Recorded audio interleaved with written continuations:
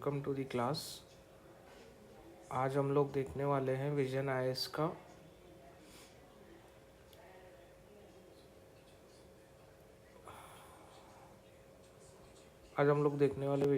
का जून 2026 का current affairs का मॉड्यूल। फर्स्ट हम लोग देखने वाले हैं इसमें पॉलिटी एंड गवर्नेंस टॉपिक से चैप्टर्स देखेंगे, हम लोग टॉपिक्स देखेंगे। स्टार्ट करते हैं। पहला टॉपिक है हमारा इंटरस्टेट रिवर डिस्प्यूट्स के बारे में। काफ़ी इम्पोर्टेंट टॉपिक है। आपको इसमें mains as well as prelims में भी इसमें क्वेश्चंस आपको देखने को मिल जाएंगे। प्रीवियसली भी यूपीएससी में इसके ऊपर क्वेश्चंस पूछे गए हैं, as well as state services के एग्ज़ाम्स में भी क्वेश्चंस पूछे गए हैं।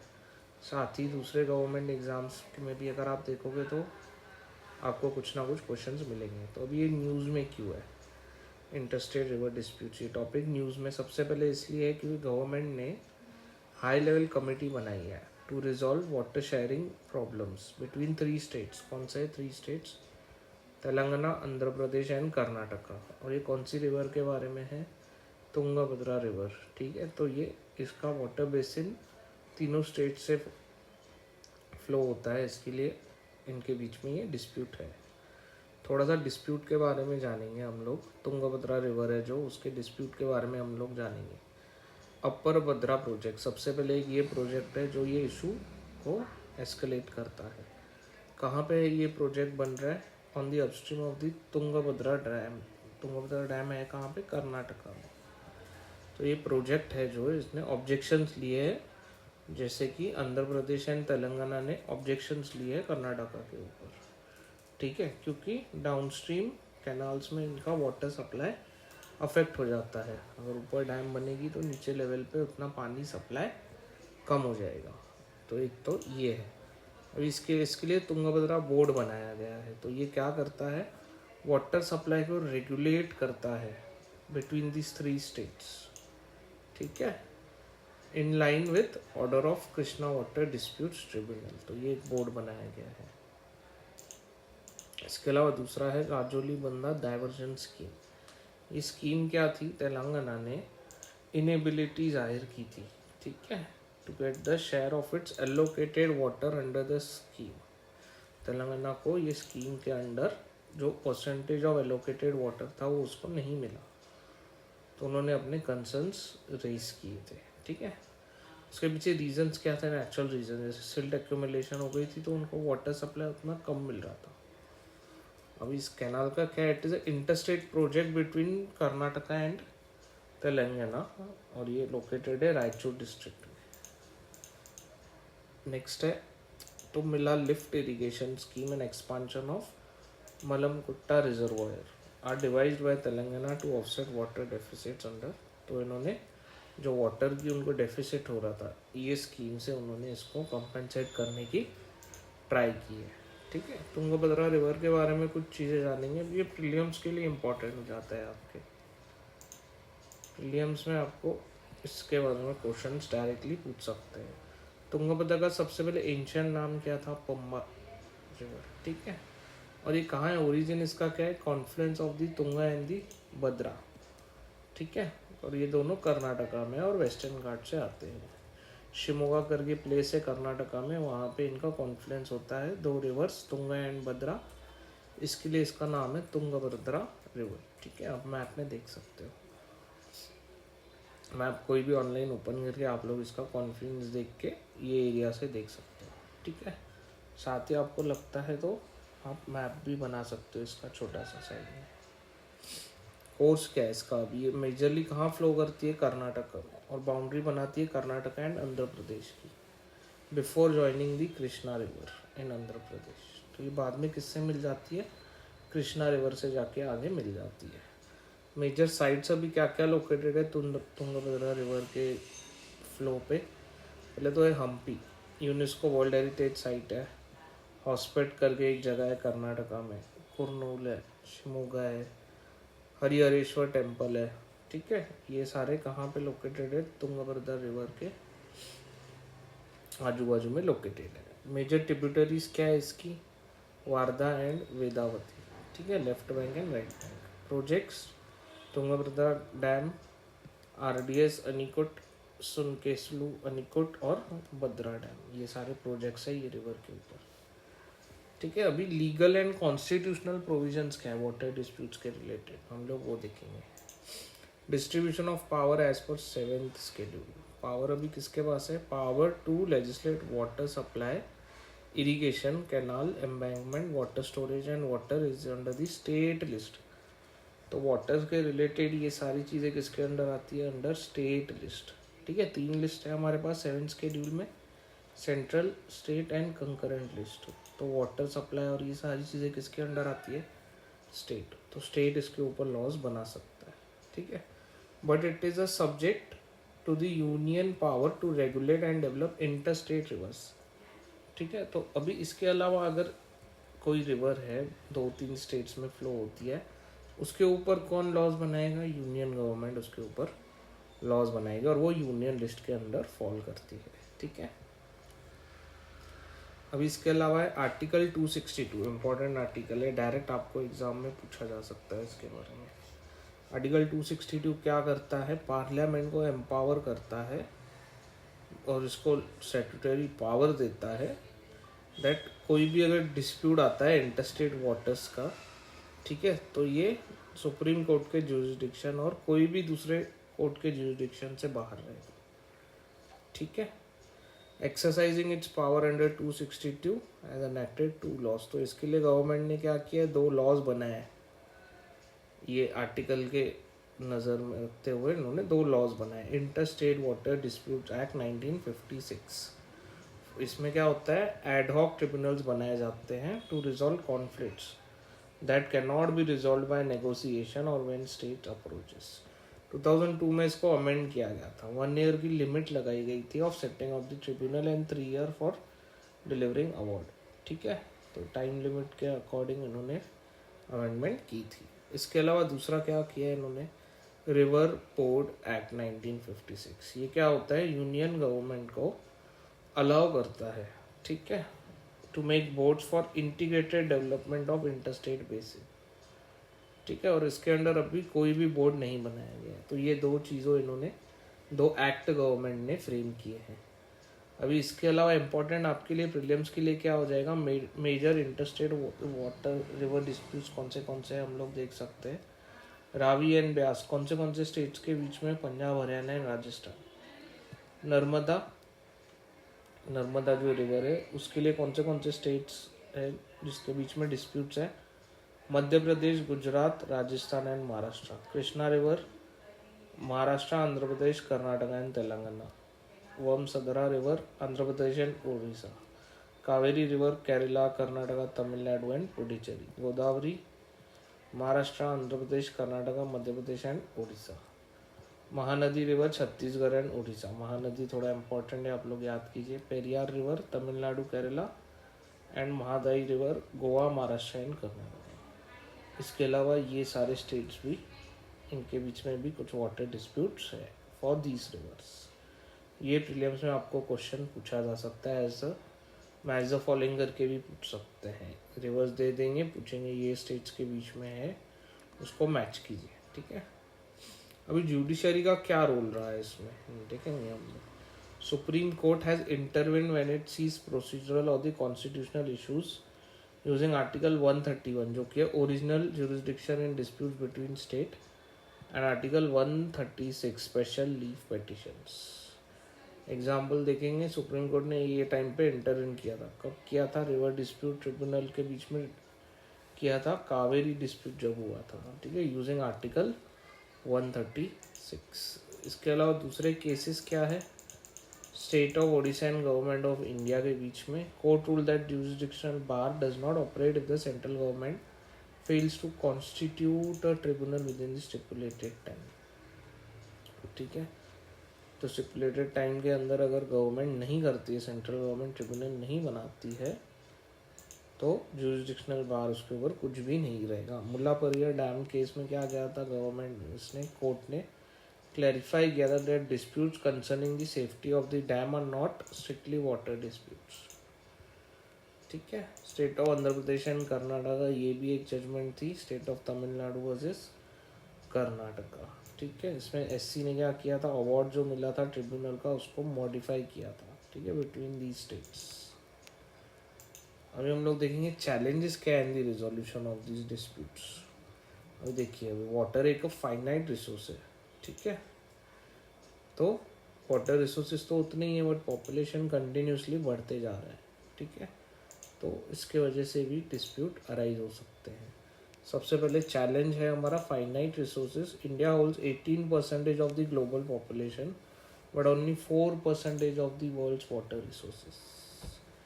लैक ऑफ रिलायबल डेटा, हमारे पास डेटा नहीं है। Decisions are hindered by lack of universal agreed upon water data. At states में भी reluctant to share hydrological information for political reasons. तो स्टेट भी अपना डेटा प्रोवाइड अच्छे से नहीं करते और वो एक रिलायबल डेटा नहीं है कि कितना उनके पास वाटर रिसोर्सेज अवेलेबल है या उनको कितना नीडेड है। ठीक है, इसके अलावा डिलेस, जो ट्रिब्यूनल्स बनाए जाते हैं उनको भी वो भी काफ़ी डिले करते हैं चीज़ें। ठीक है, जैसे कि गोदावरी वाटर डिस्प्यूट का जो ट्रिब्यूनल बनाया था 62 में, और ट्रिब्यूनल वाटर डिस्प्यूट अराइज हुआ था 62 में एंड ट्रिब्यूनल बनाया गया था 69 में, almost after 7 years। Award notification में भी इन्होंने डिलेज हो जाते हैं काफ़ी। ठीक है, इन इफेक्टिव एनफोर्समेंट, तो ट्रिब्यूनल अगर कोई अवार्ड देता है, कुछ रूल देता है, ठीक है, जो भी ऑर्डर दे रहा है वो फॉलो होने में भी, एनफोर्स करने में भी काफ़ी इनएफिशिएंसी देखी गई है। ठीक है, एम्पावरमेंट पावर्स कम होते हैं। जैसे कि महादाई डिस्प्यूट जो था, इसमें जो इन्वॉल्व थे गोवा, महाराष्ट्र। ठीक है, गोवा ने चैलेंज किया है ट्रिब्यूनल के ऑर्डर को और इन्होंने कंटेम्प्ट पिटीशन फाइल किया अगेंस्ट कर्नाटका। ठीक है, तो ये भी एनफोर्समेंट इसमें कम है। ठीक है, नॉन इंक्लूसिव अप्रोच, एग्जाम्पल देखेंगे, नर्मदा जो डिस्प्यूट था, ये ट्रिब्यूनल ने क्या किया था, डिलीवर किया था अवार्ड जो एलोकेट करता है water while laying down the framework for Sardar Sarovar without stakeholders consultation causing severe protest। तो ये काफ़ी है, सिर्फ अवार्ड दे देंगे but they will not see other consequences. Way forward देखने से पहले हम लोग ये देखते हैं फैक्टर्स क्या है रिस्पॉन्सिबल। जोग्राफिकल इम्बैलेंस है, कोई कोई रिवर्स, कोई पर्टिकुलर स्टेट में ज़्यादा वाटर रिसोर्सेज है, किसी किसी में कम है, तो लोअर रिपेरियन स्टेट्स जो होते हैं उनको इशू फेस करना पड़ता है। कॉलोनियल लेजेसीज, ठीक है, many colonial agreements were outdated and biased. Socio economic pressure, ये प्रेशर क्या है, because of the growing population, industrialisation and agriculture. तो सारे स्टेट्स क्या करते हैं, वाटर को अपने तरफ प्रायोरिटाइज करते हैं, अपने रिसोर्सेज यूज़ करते हैं। क्लाइमेट चेंज के वजह से भी ये डिस्प्यूट्स अराइज हो जाते हैं। वे फॉरवर्ड में हम लोग क्या लिख सकते हैं, implementation of inter state river water dispute amendment bill 2029, implement इसको करना है। ये क्या करेगा, रिप्लेस करेगा जो एक individual ad hoc with a single permanent tribunal with multiple benches. तो ये क्या बोलता है, एक्ट अमेंडमेंट एक्ट जो है, बिल है, इसमें क्या क्या गया है कि एक एडॉक ट्रिब्यूनल बनाने से तो एक परमानेंट ट्रिब्यूनल बनाया जाए और वो सिंगल रहेगा। ठीक है, नॉट डिफरेंट फॉर, तो उनके कंसिस्टेंसी रहेगी हमेशा। ठीक है, it also suggest creation of dispute resolution committee for time bound mediated settlement before adjudication. Cooperative federalism को स्ट्रेंथन करना है, उससे भी क्या होगा, वाटर डिस्प्यूट्स कम हो जाएंगे। जैसे इंटरस्टेट काउंसिल को यूज़ कर सकते हैं, जो कि बनाई जाती है आर्टिकल 263 के अंडर। इसके अलावा नेशनल डेटा रिपोजिटरी बनाई जा सकती है। इसमें क्या होगा, ट्रांसपेरेंट नेशनल डेटा बैंक बनाई जाएगी और information system for each river basin. ठीक है, adopting an integrated basin wide approach, इससे क्या होगा, it can help balance competing demands while considering ecological sustainability. Example जो है ऑस्ट्रेलिया का देखेंगे हम लोग, मुरे डार्लिंग बेसिन जो थी एंड टेनेसी वैली अथॉरिटी है, तो इन्होंने ये अप्रोच फॉलो की है। Stakeholders participation, civil society के dialogue and stakeholder engagement, ये क्या करेगा, इम्पैक्ट लाएगा डायरेक्टली।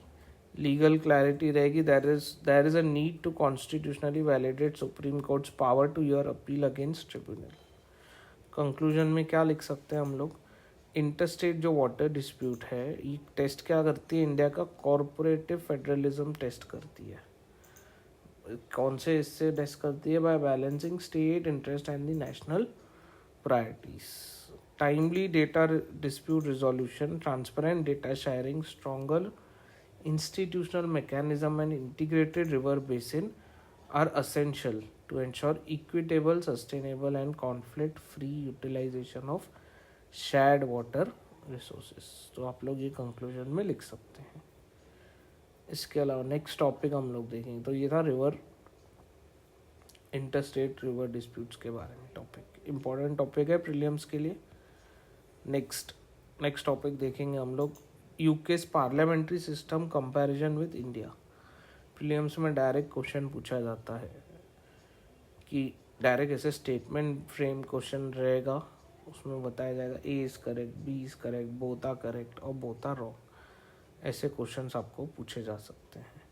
सबसे पहले देखेंगे हम लोग सिमिलैरिटीज़ क्या है। इंडिया में भी पार्लियामेंट्री सिस्टम फॉलो होता है एंड यूनाइटेड किंगडम्स में भी पार्लियामेंट्री सिस्टम फॉलो होता है, ठीक है। सिमिलैरिटीज़ क्या है, दोनों फॉलो क्या करते हैं, Westminster model of parliamentary where executive is drawn from the legislature. जो एग्जीक्यूटिव है, जो लॉस को इम्प्लीमेंट करते हैं, वो पार्लियामेंट के लेजिस्लेचर से ही सिलेक्ट किए जाते हैं दोनों सिस्टम्स में। एग्जीक्यूटिव स्ट्रक्चर क्या है, both have a nominal head of state, जैसे कि वहाँ पे मोनार्च है, यहाँ पे प्रेसिडेंट है, and a real executive headed by the prime minister, ठीक है। एक प्रेसिडेंट होता है, एक प्राइम मिनिस्टर, दोनों सिस्टम्स में है। बाई कैमरल 2 हाउस पार्लियामेंट है, Lok Sabha and Rajya Sabha, upper house lower house. Collective responsibility होती है, the council of minister is always collectively responsible to the lower house and must retain its confidence, ठीक है। इसके अलावा भी डिफरेंसेस देखिए, ये इंपॉर्टेंट है। कॉमन पॉइंट्स तो आप लोगों ने देख ली, दोनों पार्लियामेंट्री सिस्टम फॉलो करते हैं, दोनों में प्रेसिडेंट या मोनार्क है, 2 बाई कैमरल लेजिस्लेचर है और कलेक्टिव रिस्पॉन्सिबिलिटी है, ठीक। इसके अलावा डिफरेंसेस में क्या बताया गया है, कॉन्स्टिट्यूशनल जो प्रिंसिपल है वो दोनों का अलग है। Based on the parliamentary sovereignty where parliamentary supreme law making authority, यहाँ पे इन्होंने किसको सुप्रीम बनाया है, पार्लियामेंट को सुप्रीम बनाया, और इंडिया में कॉन्स्टिट्यूशनल सुप्रीमेंसी है, means whatever is written in the constitution it would be the ultimate thing, ठीक है। नेचर ऑफ कॉन्स्टिट्यूशन, यहाँ पे क्या है, अनरिटन कॉन्स्टिट्यूशन है and it is based on convention, statutes and judicial decisions. India में क्या है, it is written constitution. Prime minister, it is traditionally house of the commons में से सिलेक्ट किया जाता है।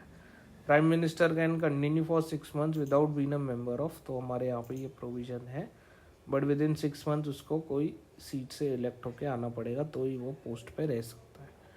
एंटी डिफेक्शन लॉ यूके में नहीं है, एंटी डिफेक्शन लॉ इंडिया में है, क्योंकि यहाँ पे काफ़ी स्प्लिट्स होते हैं, ये चीज़ें एक एमपी एक पार्टी में से दूसरे पार्टी में जा सकता है, ठीक है। तो इसके लिए एंटी डिफेक्शन लॉ है। Judicial review, court can not invalidate acts of the parliament, but यहाँ पे इंडिया में it can strike down unconstitutional loss, ठीक है।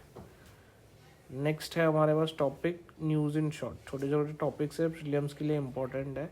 सबसे पहले है नेस्डा, national e governance service delivery assessment, ठीक है। डिपार्टमेंट ऑफ जो है administrative reform and public grievance, इन्होंने एक पोर्टल लॉन्च किया था 2025 में, नेस्डा पोर्टल, ठीक है। इसने क्या किया, it is a by annual assessment framework, ठीक है। एवरी सेकेंड ईयर ये क्या करेगा, असेसमेंट करेगा, किसके ऊपर, based on the online service index of the UN e government survey. Objective क्या रहेगा, इफेक्टिवनेस देखेगा of e governance from the citizens perspective. All government portals assessed under NeSDA classified under 2 categories, 2 categories में इनको, central minister portal and central minister service portal, ये दोनों चीज़ों में इनको बाइफरकेट किया गया। पैरामीटर्स क्या रहेंगे, अवेलेबिलिटी चेक करेंगे, एसेसिबिलिटी चेक करेंगे of the services and maturity of online services across all the 3, ठीक है। Government to customer, government to business, ये इनकी रहेगी। ठीक है, इसके अलावा दूसरा टॉपिक क्या है हमारा, दिशा 2.0। फुल फॉर्म क्या है, designing innovative solution for holistic access to justice. तो दिशा 2.0 है, ये क्या कर रहा है, एक्सपांड कर रहा है access to justice by integrating legal aid, legal awareness and pro bono services with digital and AI enabled delivery system। ठीक है, दिशा का फुल फॉर्म पता होना चाहिए और आपको करता क्या है वो पता होना चाहिए, इतना ही आपके लिए इम्पोर्टेंट है। ठीक है, दिशा 2.0 ये इसके बारे में देखेंगे, सेंट्रल सेक्टर स्कीम है और डिपार्टमेंट ऑफ जस्टिस के अंडर है। ड्यूरेशन क्या है इसका, 5 ईयर्स का है, 2026 से 2031 तक के लिए है। ठीक है, कंपोनेंट्स क्या क्या है, टेली लॉ सबसे पहले, Nyaya Bandhu pro bono culture को इफेक्टिव करने के लिए, legal literacy and awareness programme रहेगा एंड विधि स्कीम होगी इसके अंडर, विधि संजीवनी। ठीक है, ये सारे इसके कंपोनेंट्स हैं। अभी इसके अलावा दूसरे डिजिटल इनिशिएटिव्स क्या है for promoting justice, e courts बनाए गए aimed at leveraging information and ICT for modernisation and development of the Indian judiciary. इसके अलावा नेशनल जुडिशल डेटा ग्रिड बनाया गया है और एआई असिस्टेंट टूल्स यूज़ किए गए हैं सुप्रीम कोर्ट के तरफ से। ठीक है, तो ये प्रीलियम्स में आपको पूछ सकते हैं, इम्पॉर्टेंट है ये चीज़। Right to trauma care. ठीक है, अभी union of government and save life करके फाउंडेशन है, इसमें सुप्रीम कोर्ट ने एक जजमेंट दिया था, right to trauma care as an integral part of right to life under 21।